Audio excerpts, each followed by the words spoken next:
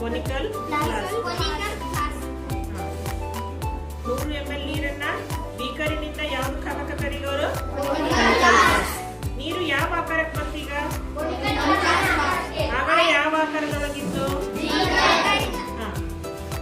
ಈಗ ಮತ್ತೇನ್ ಮಾಡೋಣ? ಅದೇ 100 ml ನೀರನ್ನ ಗಾತ್ರ ಹೆಚ್ಚು ಕಡಿಮೆ ಏನಾರ ಆಯ್ತಾ? ನೀರಿನ ಗಾತ್ರ ಅಷ್ಟೇ ಏನ್ ನೋಡ್ರಿ.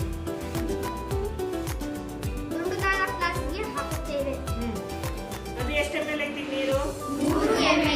100 ml.